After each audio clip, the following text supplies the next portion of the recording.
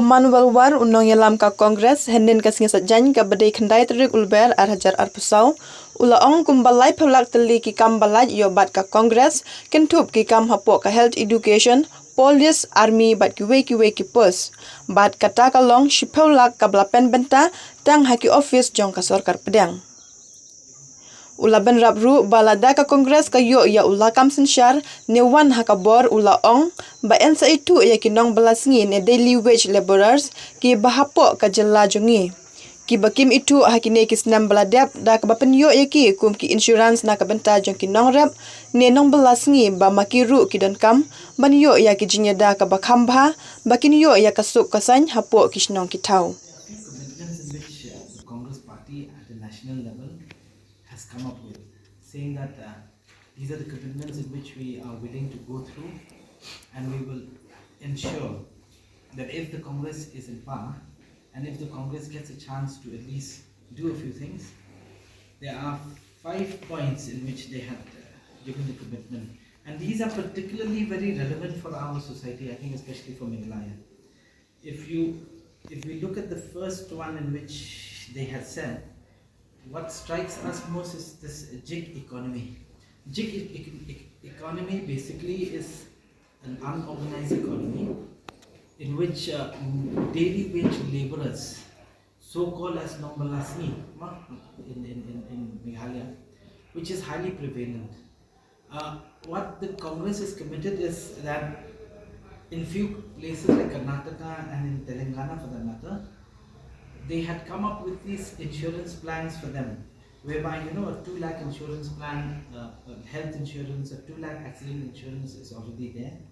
There's also a health insurance of around 10 lakhs in fact in Telangana, in which the government has already started work, and they have got good traction, so which they feel as if in the rest of the country as well, we need to have a social security kind of a program in which the gig workers or the daily wage laborers or the nongbyllasngi are protected in every way possible to ensure that at least they have a decent, a better life, a better quality of life, a way in which they can lead their day-to-day lives. And that is one of the promises in which the Congress has done.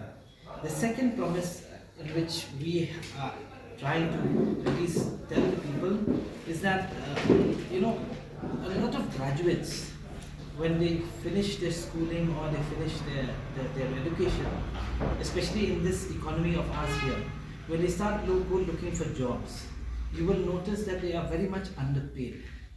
So a lot of kids, when they start going for their first job, they get a salary as meager as, let's say, 3,000 rupees or 4,000 rupees by some of the business houses and so on and so forth, which I feel is not even subsistence. And in many cases, there are a lot of families who says that, okay, since it's the first job, they'll get the experience, they're doing it. But if you look at the ground reality is that it should not be the case.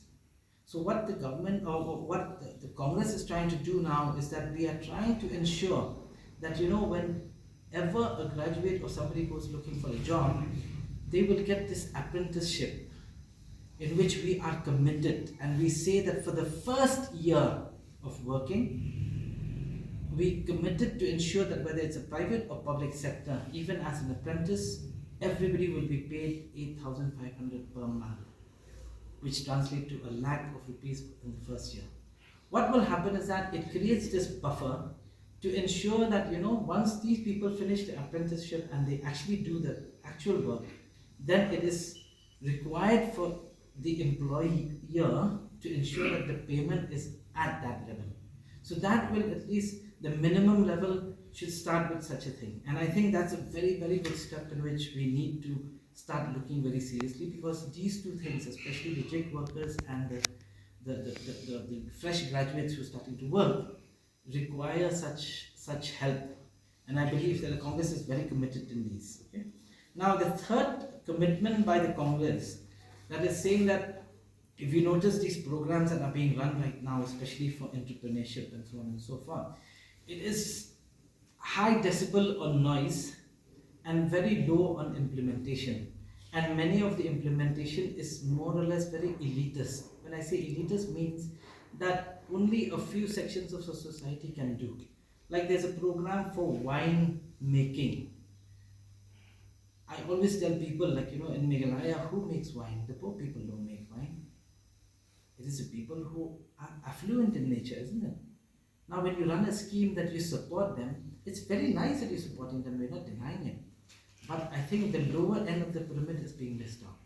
So the Congress is committed that when we do come and are able to do this, we want to run programs for entrepreneurship, there's no denying, but we are committed to spend 10,000 crores of funds on this, and that's a commitment from the central.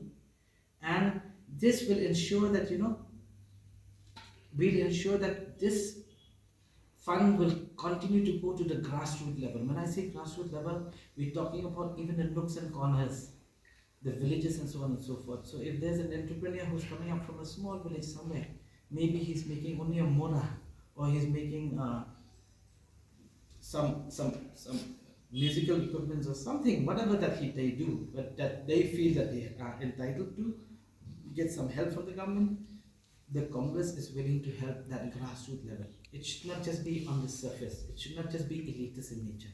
So that's the third commitment that we're talking about. The fourth commitment that the government, that at least the Congress is saying, is that we will ensure that the paper leaks, especially in competitive exams, is drastically reduced.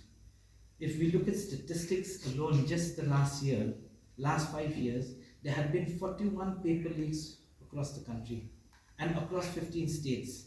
So a lot of these new aspirants, especially when they go and sit for exams, what happens is that if they go and sit for these exams, most of the time the exams gets cancelled or something or the other. And that has been happening even in Meghalaya as well. But they have to pay for it, right? They've paid for it. There's a lot of collection in which the government is doing, and there's some way or the other they fumble and everything goes wrong. So I think it is a lot of leakage that is happening that breaks and shatters the life of many students and many aspirants. So I believe that this is also one of the key steps in which the Congress will address if they ever get a chance. And these are very important things that we have to look, and I think we should very seriously look into. The other thing is government jobs. See, if you look at from a central government job point of view, there are so many